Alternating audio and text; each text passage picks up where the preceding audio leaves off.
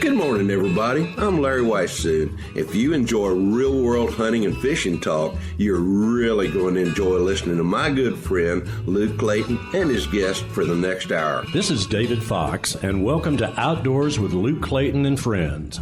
Luke has been a recognized outdoors writer for the past 3 decades and writes for a host of outdoor publications. Luke pens a weekly newspaper outdoors column that appears in over 40 Texas newspapers. Luke is on the pro staff of Pyramyd Air, your one-stop shop for everything air gun related. Smokin Tex electric smokers and AGM Global Vision, maker of an awesome line of thermal hunting scopes and spotters. Feel free to contact Luke through his website, catfishradio.org. Now let's join Luke and his guests for this week's show. Well, thank you guys for that nice introduction. And Mr. Whitetail, Larry, thank you, buddy, for being on this segment for 16.75 years now. Oh, my gracious. It's been that long. You know, I've talked this so many different times, told this so many times. This is one of the things I truly look forward to each week of getting to visit with you and you know, get to talk to lots of folks out there that have been listening to you and me as well now, too, for a long, long time. But, you know, we're into the middle part of September. There's so many things going on. Got to tell people that, you know, we've got such great sponsors like VINEYARDMAX that makes a great deer attractant, and we're going to come back to that a little bit later. In Mossberg, that I shoot their rifles and shotguns, and Horned D is accurate, deadly, dependable. And oh my gosh, I've been doing a little sighting in with that. And then of course Taurus, I shoot their handguns every once in a while and shoot their Rossi rifles. And then of course there's DSC, and we need to mention very here and now again that DSC unfortunately had to move to Atlanta in January for the DSC convention, and really want to invite everybody to come out there. It's going to be one of the greatest, if not the greatest, outdoor shows that ever has been. And Atlanta's opened their arms to DSC, so hopefully we'll see a lot of our old time friends there from the Dallas area out there this year. But let's talk a little bit about hunting seasons coming on. You and I spent some time not very long ago playing around with VINEYARDMAX there at Lake Tawakoni. We talked a little bit about that, but I've been playing with it, and I've got a plan, and I'll tell you about it for both of us here in just a little bit if you're interested. Oh, you better believe it. You better believe I am. Yes. Well, you know, Luke, we last year when we were out on my lease, we put it out, and those deer came pretty quickly. And when we were over at Lake Tawakoni, we put it out. Deer litter almost ran over us trying to get to it. And what I'm doing now, I started it at the Cotton Ranch here. We were there not very long ago doing some spotlight surveys, but found a couple spots there out in the middle of nowhere where nobody has a deer stand, nobody hunts, and they've got the same thing out there in West Texas. I know a lot of times these older mature bucks that we're after, regardless what their antlers look like, they don't come to those feeders during daylight hours. You know, they come in there after dark or when nobody's there kind of thing. But by golly, they'll come to that VINEYARDMAX out in the middle of nowhere. So I've been kind of planting little stuff, not planting, I guess. And the way it is just putting out some VINEYARDMAX way out in the middle of nowhere. Those 4-pound bags, they come and you can throw it in a backpack, put it out, and I'm getting those deer a little bit more used to it to where they really start craving it. So when hunting season comes, I'm going to go where nobody else is hunting and put it out and see if I can't find some of those old bucks that don't show up anywhere. And then we'll do the same thing with does as well, too, because I don't really want to shoot a whole lot of does where everybody's hunting and getting them scared of a deer stand. So we're going to set it off like we did last time, out kind of in the middle of nowhere, and we'll accomplish everything we want to do. And I know now, based on all the things that we've done, that those deer absolutely love that stuff. They come to that the grape smell. I mean, you know, I remember the first time that we used that together. I'd played with it around my house here, you know, with deer, and I knew they liked it, but where we put it out there in Sterling City at your lease, big 8,000 acres, I guess, and yes, sir. To concentrate deer. I remember making the statement there that corn. If we pour out corn, yeah, they're going to come to corn. They love corn. It's candy to deer, but they won't come to it overnight. They can't smell it as far as they. This is just my thoughts. I'm no biologist, but I do know that they can smell the grape smell in this VINEYARDMAX from a long way, and I know out there, I thought I would just crawl up in a blind and bang, shoot a doe in 15 minutes. But the bucks had the does ran away from the hunting areas, and that's in your place out. So we baited areas out in the brush with VINEYARDMAX, about 3 or 4 places, and you and I and Jeff Rice, they smelled it, they came to it, and the interesting thing is at Lake Tawakoni. Jeff Rice, our buddy that does a Sportsman's Life with us, poured about half a bag of that out by the edge of the lake out there at Wind Point Park. Lots of free-ranging deer out there. We got back a ways and got the video camera out and watched a doe. I could see that rascal's nostrils from the binoculars out there. When she smelled that, she actually came trotting into it. Now, would they have found the corn? Yeah, as many deers out there, they'd eventually found that had it been corn. But that's what impressed me, the smell of grape, the crush, their dried, hammer milled grape skins. And yeah, it's amazing how something that seems that simple was discovered by Paul that, hey, wait a minute, this is a deer attractant, from a byproduct of wineries, right?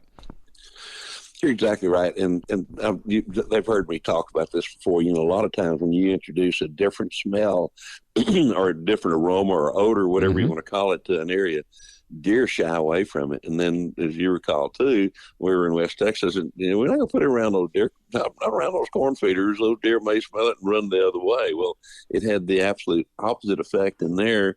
You heard me say too that the only grapes that are there in the store, in a bottle of wine or somebody's stomach, or in a bottle of jam or jelly made out of grapes. They had no idea what that aroma was, yet they were very, very attracted to it.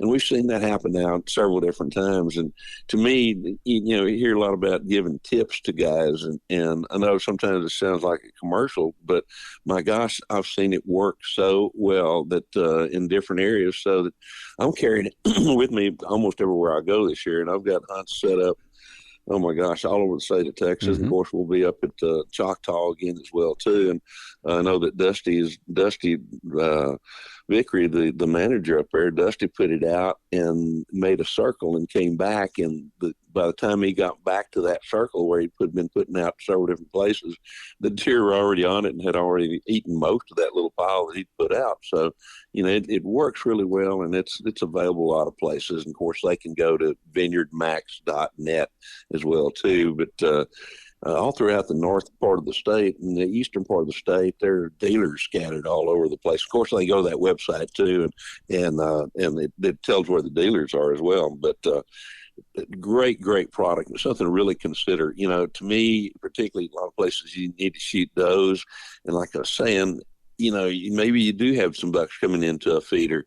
Well, you don't want to go in there and just start wholesalely shooting a bunch of does. So to me, the ideal situation there as well is to find you a spot somewhere where you can sit down, put out some VINEYARDMAX, and just like we did, get those does away from that feeder where the bucks are coming, and you can take those does and harvest those does right there, and not disturb those other hunting areas where you're hunting that big buck. You betcha. I was just thinking of the hunts that I'm preoccupied with the opening of deer season. It's not long. I mean, actually bow season opens, and the opener of bow season on a lot of the ranches that we hunt, the permitted ranches, you can hunt with a muzzleloader, air rifle, center fire, whatever. It's the opener of bow season right about that time.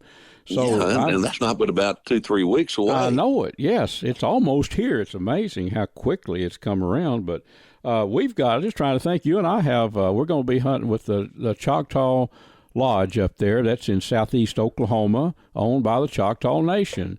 With Dusty Vickery, we'll be hunting deer together there, I think, sometime in November, I believe. Yes, sir, just right before Thanksgiving, a little way, yes. Yep, we'll be there.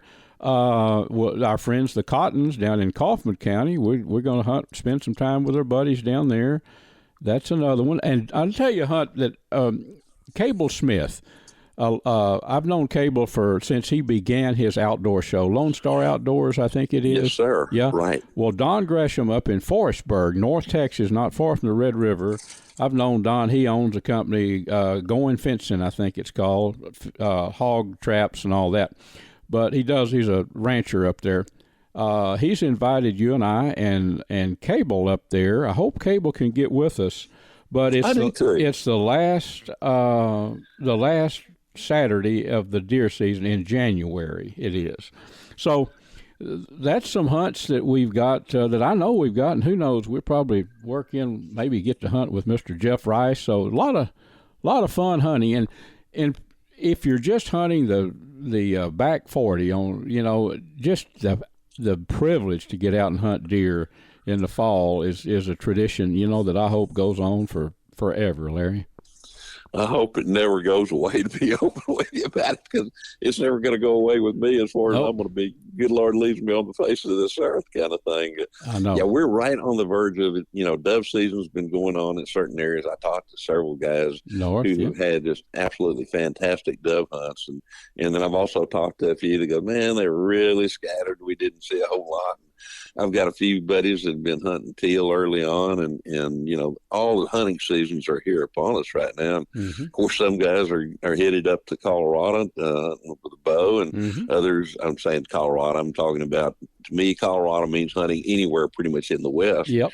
And the elk seasons are open here in certain areas, and so a lot of good times going on, and I got a feeling, there's very few places that you go hunting where there's not a campfire, and I got a feeling there's some unbelievably great stories being told about those campfires as well, too. Yes, sir. That's at least 50% of what it's all about, Larry. Amen. We're out of time, I'm told. Our visits go quickly when we start talking about hunting, sir. Larry, but we'll be right back here together, friends, with Larry next week at the same time. And Larry, you be safe, and I know you got a busy week coming up, but I know you'll have time to be back with us next week.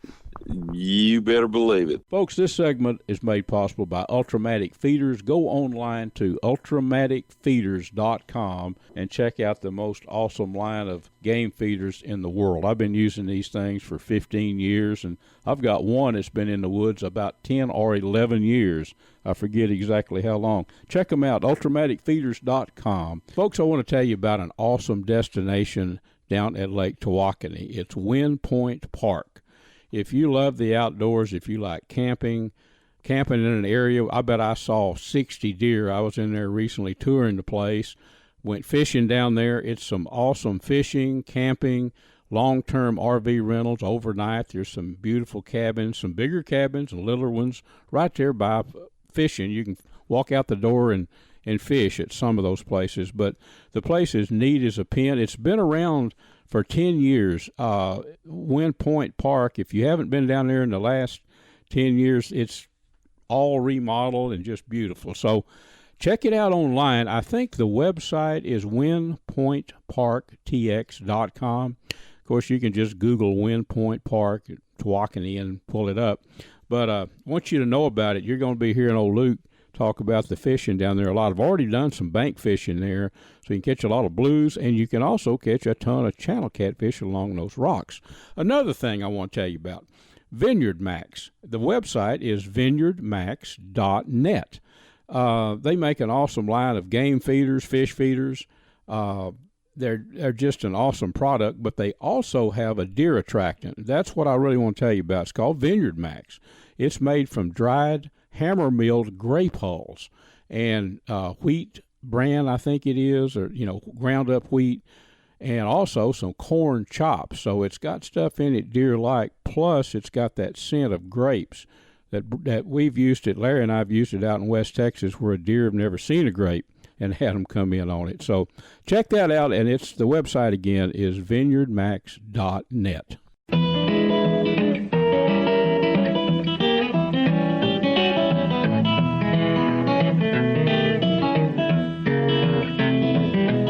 Folks, Folks, this segment is made possible by Smokin Tex electric smokers that I've been using a long, long time, CatfishPro, catfishing baits and catfish supplies, Ultrimatic Feeders, and AGM Global Vision, maker of the spotters and thermal scopes that I hunt with. Well, friends, let's head all the way up to Dillingham, Alaska, which is kind of the southwest part of Alaska, Bristol Bay area. Let's visit with a good friend of mine, Mr. Matt Burgess. Now, Matt guides up there for brown bear and you name it. I mean, he's been guiding up in that Alaska, the wild country, for years. Matt, thank you for being with us, buddy. Thanks, Luke, for having me on. I know it's very early, very, very early up there for you right now. And you've been guiding. I know how strenuous that can be because I've done just a little bit of that myself, not in that wild country, though. Let's talk about your hunts. Now, you're in town, quote, Dillingham, Alaska, but you've already been out on some wilderness guided trips, if you will. You're going to be flying out here in a few hours for another hunt, right? Yeah, that's right. So I got in a few days ago. I was out for a 10-day brown bear hunt. I took a lady and my packer went out with me, and this was her first time in Alaska.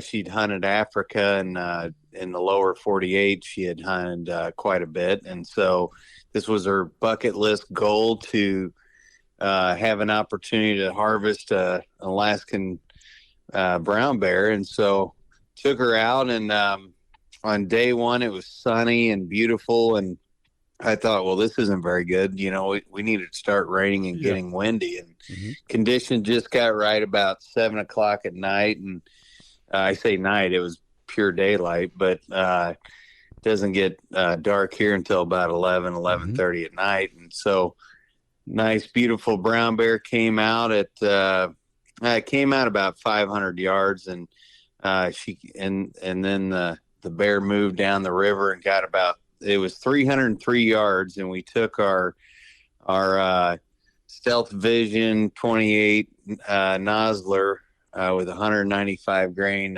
burger in it, and with the I got the big scope on there. I got the SVX 530 by 56 on there. So I got her set up on it. She sailed one right through the pipe, and the rest was history. Very excited client.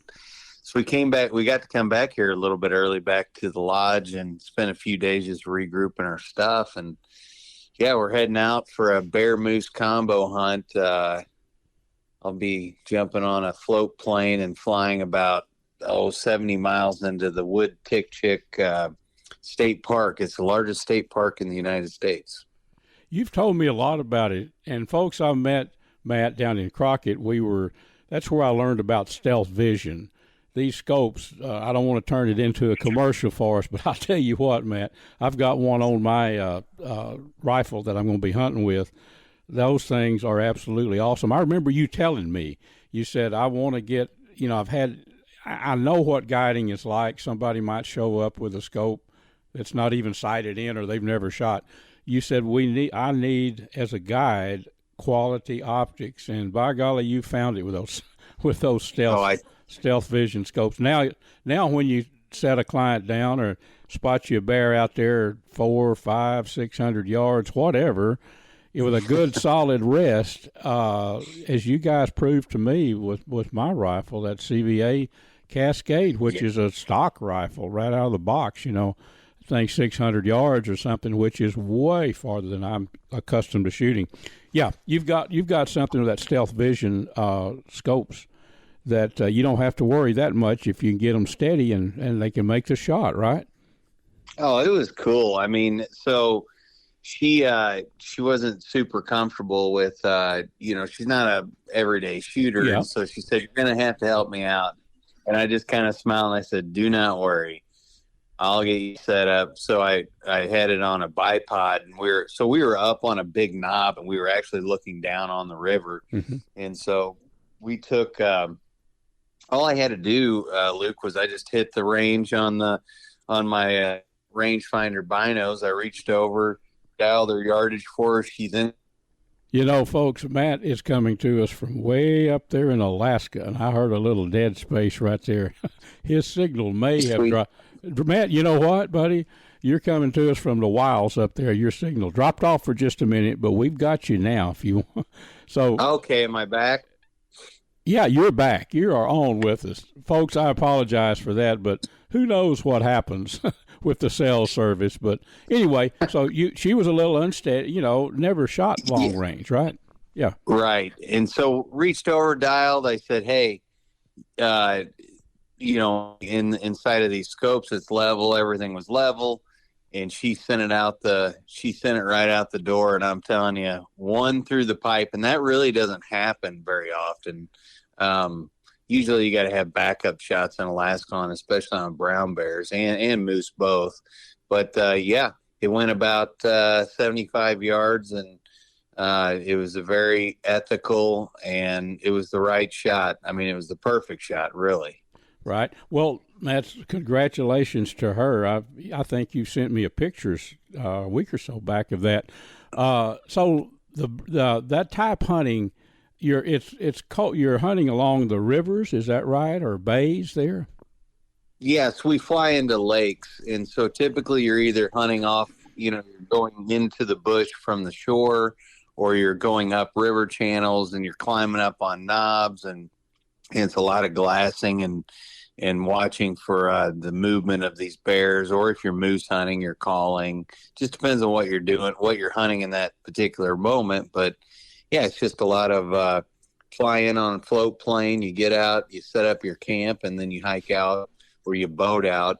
I've got here when I leave in a couple hours, it's called a cabote, and it's just a fold up boat. It'll haul up to 4 people, and we'll blow that thing up and cruise around on the lake a little bit. It's a non-motorized area, so we're going to get used to those paddles real quick. Yeah, well, that makes it convenient, and especially probably getting the meat, the meat from where it's harvested back to the headquarters there. You said you have a packer. You would need, especially getting into the moose, and I'm sure those big bear, someone to help you get the meat out, right? You bet. Yep. So that's going on still, and then the moose. You'll soon be guiding for moose there, too. Will that be a combo hunt, a bear and moose, or just moose?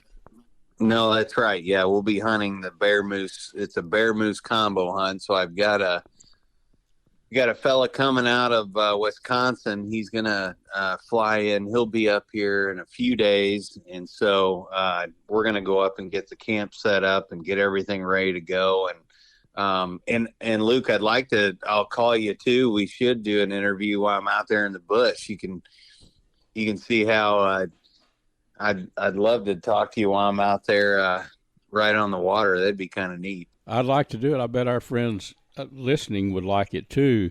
Yeah, I've done a little bit of bear and elk. We outfitted up in northern Colorado. I've told you about this for about 7 years. But it was, compared to what you do, this was tame. I mean, this was a ranch, 2,000-acre ranch. And those guys, we stopped the outfitting, but they're up there now bow hunting up there north of Steamboat Springs. So if they're listening, good luck to all my buddies up there. There's about 6 of them that actually leased, after we stopped the outfitting, they leased it for just private elk hunting. And there's so many black bears. But a Colorado black bear, and we would see 5 or 6 a day some days. They're so plentiful up there. But, we're talking 150 honest, 200-pound bear. I think there was 1 or 2 that we did see, one big cinnamon-colored bear that we estimated maybe around 300. But those bear that you're hunting, they'll weigh on the top end how much, Matt? So a giant mature boar brown bear can weigh anywhere between, at its peak, you could see a bear between 900 or 1,200 pounds. The ones around here, we're not talking Kodiak here. So, these will be in that 800 pound to to 1,000-pound range. They get big, really big. You know, I've never seen a live bear, well, maybe in the zoo, but I have definitely never seen one in the wild that big. That's bigger than an elk, a bull elk. I mean, that's bigger than a horse. I forgot to tell you this one more funny story. This will take a second here. All right. We're packing out this bear that we had just that this lady had just killed, and so we were packing down the river, and I can see the reflection of the numbers off of our boat. So we still got to raft back to camp. Mm-hmm. So we're about, this is like 1:30 in the morning, and all of a sudden my packer yells, "Bear, bear!" There's a bear laying in our boat eating a fish. That's a bear for you. He popped the bottom of my boat, so luckily the floor was still okay. It was just deflated, so we had to kind of keep our feet up a little bit as we paddled back to camp at 1:30 in the morning or whatever time it was. We finally got back in from packing it out. Well, Matt, one time I could do this quickly. I had a guy, an archery elk hunter, with me. I actually had two, but I was with this one. We drive the electric buggies. They were really souped up golf carts. They're real quiet. You can sneak around the mountain with them. I parked it. This is when we first started using those. I parked it on a little bit of a downslope up on top, up in the aspens there. But if the brake released, it would roll slowly downhill. Matt, I came back mid-afternoon with one of my guys there, come back, and there was a bear had been in that thing, and he'd eat the styrofoam seats up, tore it all up, and he'd hit those Easy Go golf carts is what it was, souped up, hit the brake with his foot, and that thing was wedged. Luckily, it hit an aspen going down a slope. And I learned later that there's something about those seats, that styrofoam, whatever, that causes those bears to do that. And again, that happened twice. So bears can do some of the craziest things, can't they? Really, they're unpredictable. They're wild. Yes, they're wild. Well, let's do this. Is there any we always want to brag on stealthvision.com. Yeah. But check those scopes out, folks, and the binoculars are. If they're not out there now, the rangefinders, they will be soon, won't they? Yep. So the rangefinders they are going to be live and online very soon. You could look for those. I would say around September 20th to the 24th of September, they'll be live online. And they are fantastic. We had Doc had ranged the other day, and they actually verified the ranges and everything else out to 3,000. They're guaranteed out to 2,000, but got them all the way up to 3,000 yards, and it was within like a half of a foot. Which is survey equipment back in the old. I was an old surveyor, Matt. That was survey equipment at that range back in the day. Now, as far as your hunting goes, any websites or anything like that people could learn more about what you do? You could go to the blog.com and you could follow along. I do post articles on there. And just any of my social media, you can follow the Dude blog on that, and I talk about my hunting adventures, and you'll see photos, and you'll see the products that I've been working with Stealth on. That Stealth Vision's just been Doc and Joe have just been home run guys. I've told you a story a lot, Luke. I've hunted all over the world, and I've been behind a lot of scopes, and these guys are the best I've seen by far. From anything I've looked through, this is the best products in all reality, and it's been proved over and over again. I just proved it a few days ago. Yep, I agree with you 100%. Well, our next visit will be when you get up there remote from your camp, and make sure we'll coordinate that and let you visit with everybody again at that point. How about that? That sounds perfect. Folks, let's talk a little outdoor cooking. Let me tell you about an electric smoker that I've been using for 15 years, I guess. Smokin Tex electric smokers. If you're tired of staying up all night keeping that wood fire burning when you're barbecuing, give Smokin Tex a try. They're made to last a lifetime. You can check them out at SmokinTex.com. That's SMOKINTEX.com.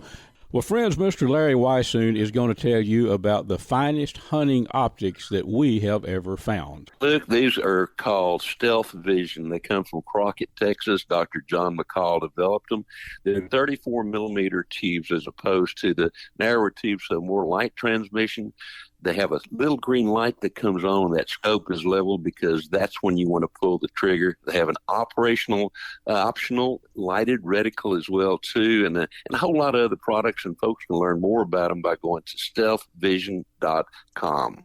And for seasonings, anything to do with outdoor cooking, all kind of jerky seasonings, sausage seasonings, Butcher Packer Supply.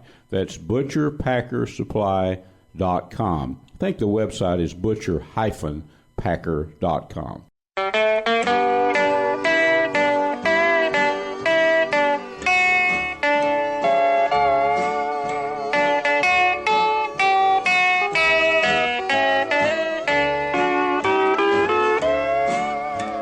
Folks, how about that little intro from Ernest Tubb there? This segment here is brought to us by the Choctaw Hunting Lodge up in southeast Oklahoma, owned by the Choctaw Nation. Pyramyd Air, your one-stop shop for everything airgun related. Well, friends, let's head up to beautiful Lake Texoma up on the Texas-Oklahoma border, striper capital of the southwest, Lake Texoma, and visit with my longtime friend, guide Bill Carey.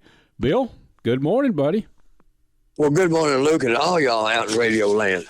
How's Mr. Carey doing this morning? Boy, we're doing great. September fishing, it's just the beginning of that great fall fishing. It's already happening. I think back, I like to fish at Texoma year-round. I think back the last time I was there, it was a foggy, it was late September or maybe the first of, probably late last week of September. A cool front had come in, and it was top water is what I remember so much about it. Mm-hmm. Top water, there was schools of fish everywhere, blowing up on top, and of course it was overcast and cloudy. It happened all. We called them on the top all morning, but the seagulls, the gulls come back. We call them the birds. The birds will start showing up. In a couple of weeks by the end of September. Isn't that about right? Yeah, we've already got some now. Another cool front, a few tens of thousands will come in, and then in October, they come in by the zillions. And I always joke with people, Luke, they're $2,000-$3,000 fish finders. Those birds are. Oh, they're your original fish finder in a way, Bill, because they have to. I've had somebody told me years ago said they have to catch fish for a living, and that's pretty much true. They have to find those shad, and they can. Maybe we ought to tell the people, folks, what's going on is these seagulls come in winter here, and the striper is a schooling fish, and they will push the bait to the surface, and then they'll start surfacing in September, and they're splashing on the water, and the birds can see these sparkles of that bait a million miles away. That's why we joke they're better than the best fish finders, because they will put you on fish. You pull out of the harbor and you just get your binoculars out and you look and see where's a good patch of birds working, and you got to go check it out. That's true. Bill, the bite, the fall bite really does begin depending on weather and cool fronts coming down, but it begins late September. But that bite that you're talking about, all that widespread schooling action, that lasts right on up until the dead of winter, doesn't it? Really? Well, yeah, they school, but our top water goes to about the first week of November. Okay. They'll be schooling good, but they surface up until about the 10th of November max. So we've got a 7-month top water season. Starts in May. Right. For people that are not aware of Striper Express, folks, all of you, Bill, this is about your 40th year for Striper Express, isn't it? Right, 39 or 40 years, something. It's our 41st. Last year was our 40th. 41st. That's right. You've been on there learning the patterns of those stripers back to the day, way before all the sophisticated. You mentioned the birds were the best fish finder, but back to those days when you looked at a flasher. Some of the younger people say, "What's old Luke talking about? A flashing unit that showed the depth and people that knew how to read them, you were probably one of them. I never really mastered them. I could tell how deep it was. I could tell when something was under the boat. But I fished with guys that, they could actually, and they were spot on. Tell you what size fish was coming under and all that kind of stuff. I know. Flashers, but those days are gone. People that want to plan trips with you, Bill, you've got right there their nice cabins are within a walk actually of the dock where your clients meet you, aren't they? Yeah. You betcha. Yeah, we can fix people up with fishing and lodging. No problem. A lot of our trips drive in that day, but I had a call from a guy in Wichita a minute ago, and it was kind of funny because I told him what we did, and he said 10 fish per person per day. He just couldn't fathom it, but that's what it is, folks. It's 10 fish per person per day. That's the most liberal striper limits in Texas for sure. Probably Yes, Oklahoma too. I don't know, but yes, yeah. sir. And It's twice the state limit. There's 5 in other lakes in Texas, so we're lucky. And that's all because of our best documented natural spawn of freshwater stripers. Yeah, That's why we got them. don't have to worry about are you getting 100,000 or 10,000 stripers stocked. I mean, the Red River and the Washita, the salinity in those rivers creates or sets the stage for an awesome spawn every year. That's why they're there.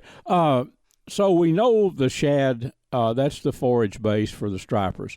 Now, Right. the shad, they've had all summer probably, 2 or 3 spawns maybe. Oh, yeah. So by this time of year, I mean, there's not going to be any. I mean, the waters are packed with bait. They are. 2 or 3 spawns all summer. So Yeah. that's what the fall bite is all about. Those stripers are herding those schools, those big schools. Mm-hmm. Yeah. And they are out. They've dispersed the shad. Water's warm. They're out in open water a lot now too, right? Yeah. Oh, yeah. Yeah. When it cools down, these fish are everywhere. Just everywhere. That's what makes it so much fun. And yeah, we do have a lot of bait. People say too much, and I say no. We got a lot of mouths to feed. That's always amazed me, Bill. How you can look at your sonar, and there's a cloud of bait under the boat. Say you're setting in 30 foot of water, whatever. You'll see a ball of shad. There's tens of thousands of baits, and they will go for that slab that you throw down. I've often wondered what's the odds of them hitting your bait, but I guess there's something irregular, like you're using a lead slab, jigging them into a big old school of fish. There's got to maybe they're picking up on some irregular motion or something, and they think, well, this one's crippled, an easy catch or whatever. But the bottom line is, a lot in the outdoors that I'll probably never understand, but that's one thing I've often wondered about. Why would they hit this one? It's not even a real fish, but they'll leave the school and nail it. And it's a slab bite. And does it hold up well through the fall? I'll say. Well, we switch over to jigs, but right now we're slabbing our butts off. Yeah. Up the ledges, on the flats, bumping the bottom, and bumping the ledges. But then when the birds get here, we'll start casting jigs through all that bait and all those fish. Yeah, and describe the type jigs that you'll start off with. Say in early October. Well, that's a good question, folks. What we do is we use most of it is a 4-inch sassy shad body. What we like is white glow. It glows underwater, and we use bass tackle, and the jig is just heavier. The jig will be 3/4 to 1 ounce. It's just heavier jig, so we keep that line tight. We're fishing a lot of open water. Yep, and the heavier jigs, describe why sometimes you have to go to a heavier jig. Because them fish are down there at 50 foot, and when you're drifting, it's going to pull your lure, the scope of your line, up off the bottom as you drift. So you want to, sometimes when we see them deep, we don't make long casts. I say, just lob it out there and let it fall, let it fall, let it fall. And we'll go to 2-ounce jigs when those fish are at 50 foot and biting. And in the last couple of years, we've been pulling some really big fish out of those 50-foot schools. The key on slab fishing, really, when it's falling, you've told this a million times, and we've discussed it a bunch, but say you are fishing 50 foot of water, Bill, that slab, it's going to free fall. You know, I like to fish with a bait caster because I can just kind of feel what's going on with my thumb. Right. You know, but you have to. You have to. A spinning rig, you wouldn't know what happened on that.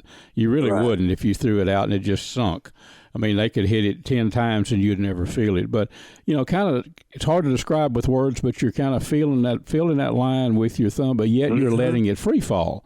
So you've got to be rigged and ready with the hand that you use to crank that reel handle.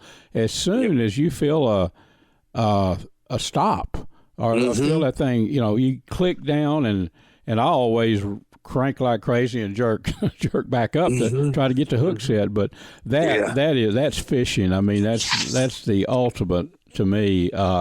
Fishing with that lead slab is not light. It'll weigh an ounce to 2 ounces and sometimes bigger. I mean, it's like bam, big old striper hit that. It's not tap.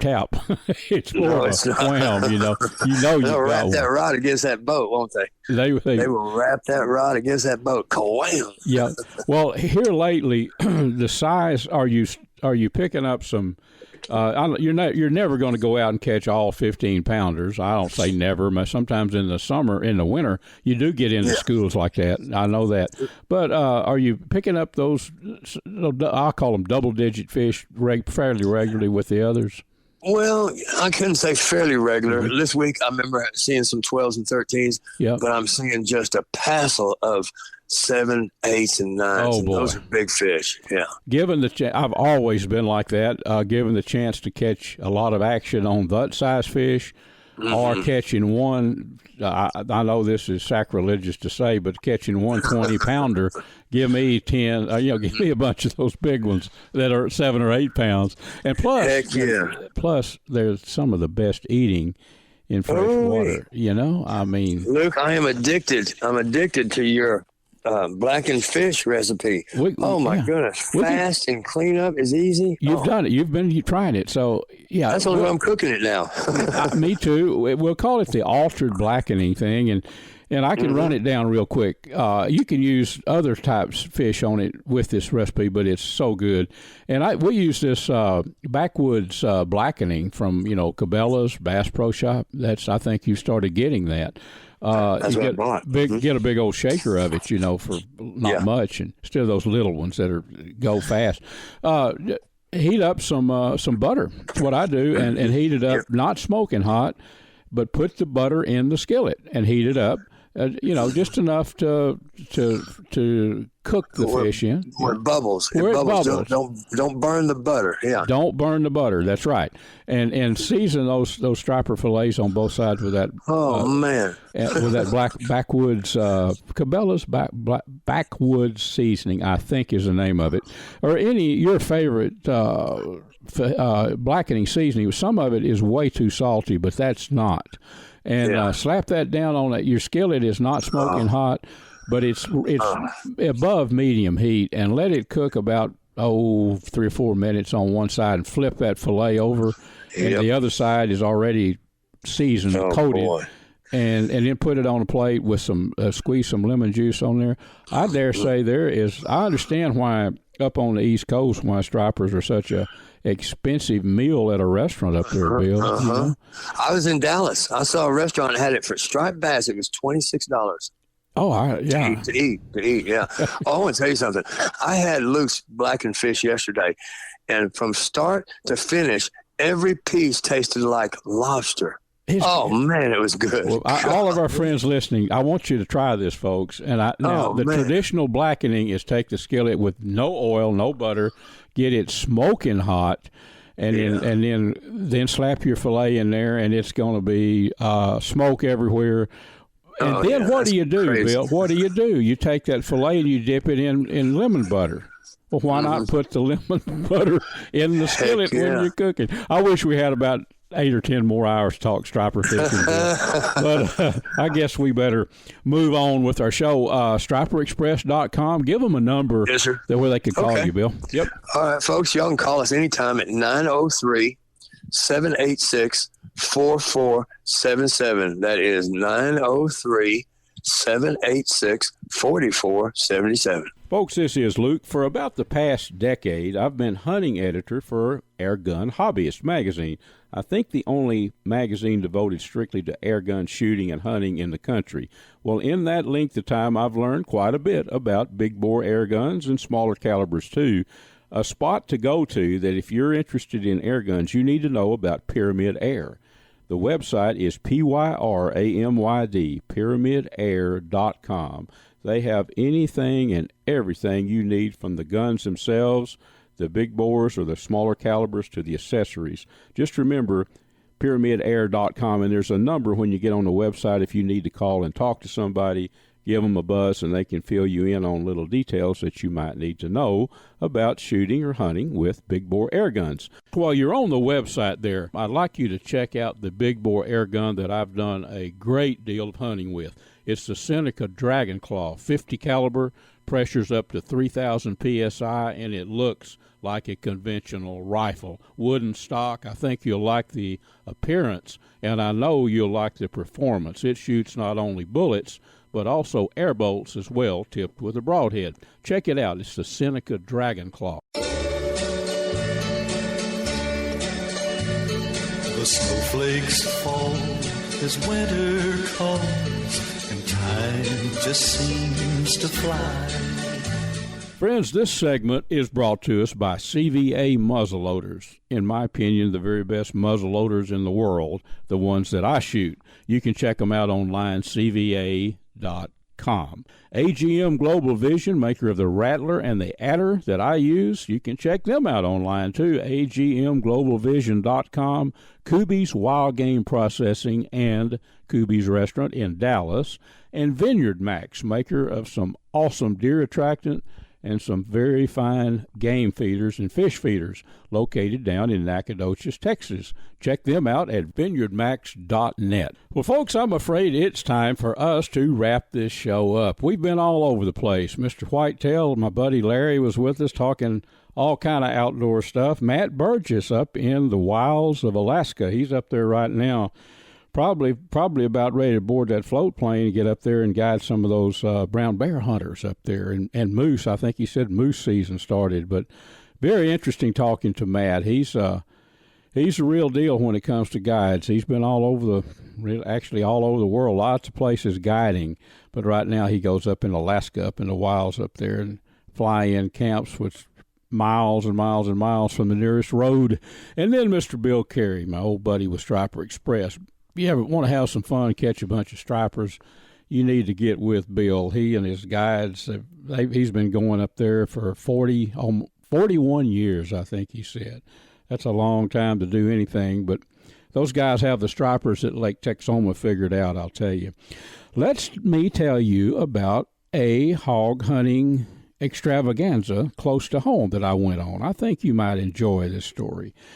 I get kidded a lot, usually before I go hunting, hog hunting especially, which is a high percentage hunt. I live in Kaufman County, east of Dallas, in Hog Central. There are lots of hogs, but that doesn't mean every hunt's going to be a success as far as harvesting one. Hogs are smart, and they can be challenging to hunt. But I'll paint the picture. I get kidded because I usually figure out a dish that I want to cook with that pork. And I go out and I keep the back straps and the quarters, the meat from the quarters. That's all I keep on. I don't even gut them. You know, I mean, there's so many hogs that the farmers and ranchers that allow me to hunt, they welcome me to get out there, and I can't really eradicate them, but I can take a few throughout the year. So I wanted to take and make some hickory smoked pork chili. Now, pork makes excellent chili. You don't have to have beef in chili. If you've ever tried, especially lean wild pork, really good. I run it through a grinder first and smoke it. So my plan was to make some chili. So this was my newspaper article a couple of weeks ago, folks. I took my truck and I put the most comfortable lawn chair that I have in it. Put an ice chest in there with some green tea of all things. I wanted to be comfortable while the hunting if you're going to kill a hog right now, it's going to be after dark. They're just not moving during the daytime. They will later, but right now they're not. So I'm all set up. I picked a place over a buddy 1 mile from my house. Got a pecan grove, and he lets me hunt there. And I had a spot where I could pull my truck in between two big pecan trees with brush around them, and then put the lawn chair in the back in the bed of the truck and sat back there and put my feet up on the cooler and just wait. So that was the setting where I did my hunt last night. And for a magazine article I'm working on, I wanted to do it with an air gun. So I've got a 50 caliber Seneca Dragon Claw 2. It's, in my opinion, the best deal in the air gun, big bore air gun world. It develops about 330 foot-pounds of energy with that big bullet, something like that, give or take. And you can shoot about, 5 or 6 hard shots, and it pressured up to 3,000 PSI. So that's a big draw. Some of these air guns that pressure up to 4,500 shoot a tremendous amount of power, but only twice. Now, this thing, and trust me, 330 foot-pounds of energy is plenty to dispatch the biggest hogs in the woods if you shoot them where I shoot them, in the neck, right behind the jaw there. They don't run. So I had my menu all figured out, and had the spot. I've got a corn feeder there. But I've noticed the hogs come out of the deep woods off to my right. There's a slough where they spend the day when it's hot down near the water. They come out of that slough, and they come around the wood line back to the right of my truck, and sometimes they go straight across. There's a deep gravel pit about 300 or 400 yards over there. They go that way. So I'd seen them do that a couple of times, a bunch of them. So I thought, well, I'll stop them with corn, and I did. Where they come out of the woods, I knew the route. They make a beeline for those, sometimes for those gravel pits. Other times they go straight to my corn feeder. So I get out there and bait an area, a long string of corn. That's a good tip for you. You can put hogs very often where you want them if you want to string some corn out on the ground. So I started a long run, maybe 150 foot of corn from that field back toward my feeder. Well, en route there is a mesquite tree. It was important because I'd paced it off 50 yards. I wasn't going to shoot a hog with that air rifle any farther than 60, and that would have been a rarity. I wanted that hog inside 50 yards because I didn't want to look for him. I wanted to drop him. Well, there were 3 what I call eater hogs, not big bore. These were, any of the 3 would have made great pork. I heard something off to the right, and I was using the TS-19 256 Rattler. That's the entry-level Rattler by AGM Global Vision. You can buy them for about $800, and it's got an onboard camera and sound. So I had it mounted on my Seneca Dragon Claw, my big bore air gun. So when I heard that, I just instinctively hit the record button on the scope on the Rattler and had it recording. The video turned out awesome, and you can watch it right now. I'm going to tell you how to watch this hunt that I'm describing to you.